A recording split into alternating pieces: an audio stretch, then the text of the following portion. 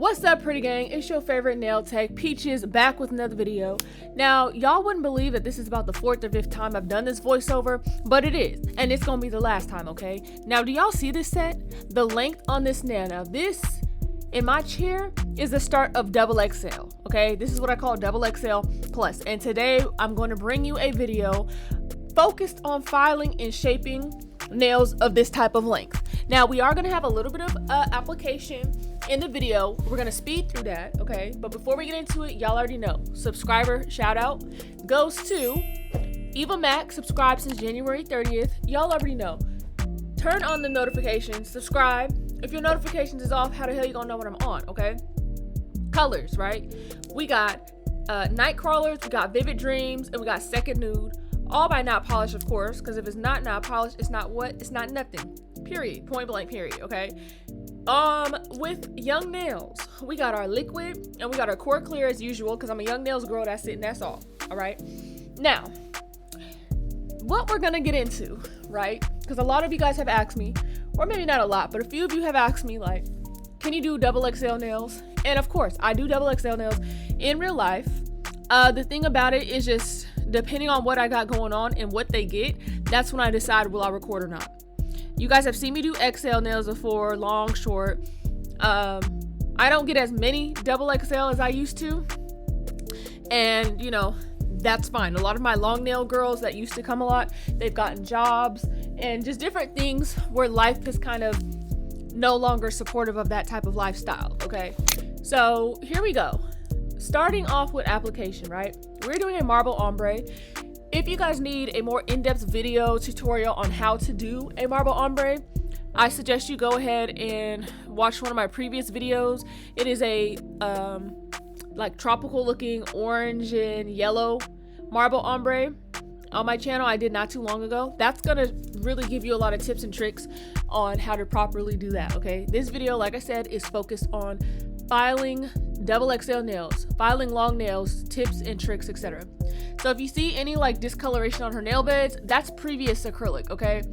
So don't think that her nails are damaged in any way, because they are not. This is Deshay. If y'all have been on my channel, y'all already know, okay? It's one of the things. If you know, you know who she is, okay? So look, application is really the base and your guideline when filing nails this long, okay? Because the thing about it is, application is like, okay, of course we do application because, like, duh, you have to. But the neater your application now, the neater and nicer the shape will be later, okay? And I know it sounds kind of like redundant, and it kind of sounds like, oh, everybody always says that, because it is true. But when it comes to doing nails that are long, it's really especially true to make sure that you keep your nails to the shape that you originally filed the tips, okay?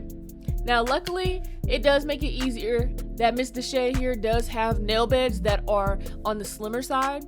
So it's not going to get too out of control anyways, versus a client who maybe has very wide nail beds, because typically when you have a wide nail bed, and I'm talking in my experience with my tips that I use, right? Working with wider nail beds sometimes comes with a bigger nail size, a nail tip size, and it can kind of cause the appearance of like a tapered look. I don't believe in tapered square. It's, to me personally, it's not really a real thing, because it's not a square, but it's not a coffin. But I guess you can imagine it would give you like a tapered square kind of look, to where it's like, this ain't square, but it ain't a coffin. It takes more work when someone has nail beds that are like that, okay? She does not, okay? So it is going to be a lot easier no matter how you slice it, and that's fine.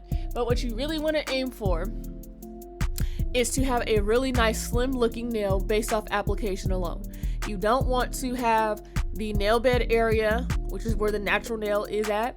You don't want the nail bed area with the apex and all that. You don't want that to be looking thick, because when you are filing nails of a longer length, your vision of like what's straight and what's not, it's kind of skewed.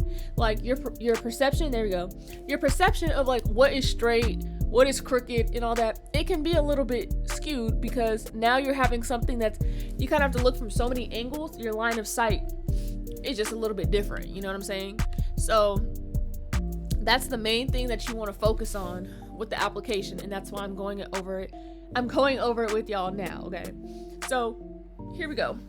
This part of the application in the nail bed area is most important, because if this part is very thick and bulky, the shape is gonna look kind of weird, okay?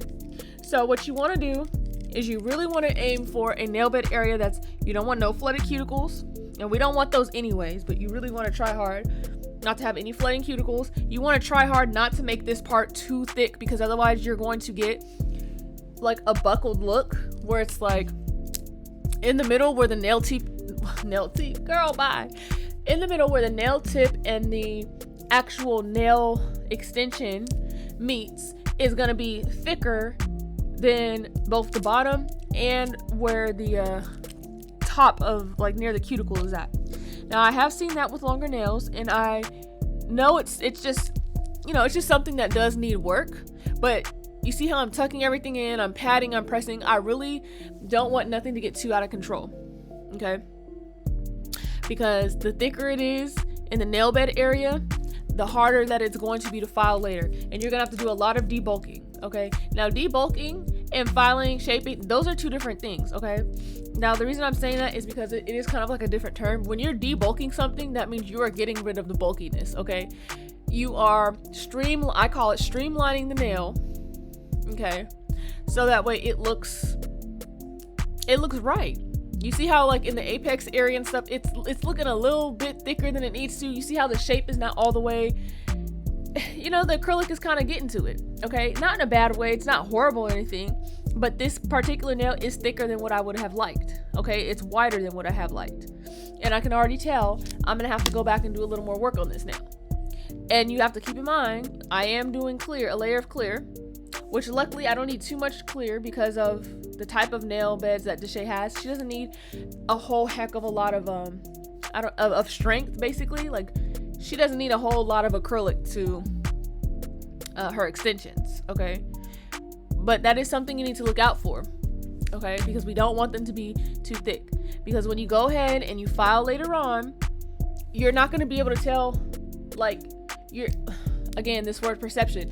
Your perception of like, hey, what's all the way filed, what's done, it's going to be changed to a degree, because now you're not looking at what is the best form of application you can do, like taking that and making it into whatever shape. You're looking at, I got to fix this application to look fine. And then in that, you're thinking like, oh shoot, okay, everything's all good, everything looks good. And realistically, it's like, it's not as good as it could be, you know? And that's that's not anything in particular against anyone. I'm just calling it like it is. That's what happens. I've been there, done that, okay? So here we go. On the next finger, we're gonna talk through it again. I know that was like a lot of information and a lot of talking, but I'm trying to be very informative, because a lot of the mistakes I see when doing like very long nails is crooked nails, thick nails, and just like an unbalanced looking nail. Meaning like the apex is a lot flatter than the rest, or there's bulkiness in the middle of the nail, like the middle of the nail is wide and the tip is skinny, just things like that. And so I just want to talk to you about how to avoid stuff like that, so that way you can have a proper balance, just a nice nail and a nice set in general, okay? So you guys already know we're doing ombre, okay? We're making sure all the acrylic is tucked into the cuticles, and we're gonna go ahead and do our blend, you know? I know you guys have seen me do ombre 1,000,001 times. We've done marble ombre here on the channel already before, but you know what? We just gonna keep watching over and over and over again until y'all learn something, and hopefully you guys are able to learn something from me, okay? I do want to take the time to thank you guys so much for all the kind comments and just for support in general. I think I looked and I'm like 3 subscribers away from 1,000 subscribers. I did my 2-step verification this morning. So hopefully once I do get those last 3 subscribers, they will review my channel and I will be up to be monetized, because that would be like super dope. You know what I'm saying? So I really do appreciate each and every one of you guys. Y'all, look, every view, every like, every comment makes a difference. So if you're nervous to say something because I won't respond, y'all already know me. I respond to everybody. Okay? Nobody gets left behind. Do not be nervous to talk to me. Please don't, because I like talking to y'all and I just like helping y'all in whatever way that I can. So once again, I really appreciate you guys, like literally so much. Y'all have no idea. okay? Like literally no idea. I've been trying to do YouTube since like 2014, and that channel was only, I don't even want to say mildly successful, but kind of mildly in the first couple of months and stuff. And it's so nice that even though I don't have as many subscribers, I just feel so rewarded in what I'm doing here on my channel. So I really just appreciate y'all for that. Okay, so back to the regular scheduled program. Now that I got that out the way, this is my application. So now you could really see the length on the nails. Yes, I do use regular tips curved, and don't mind our party in the back. This is Deshay's birthday set, so you know we had a little drink and whatnot. So I already did the debulking to the nails, and now we're getting into filing. Now, filing, you need you a nasty grit file, okay? A really nice grit file. I use 80/80 grit because it's gonna last me through the whole set, right? So the nails here, they're not that bad or anything like that, but see on the pinky, I have some work to do.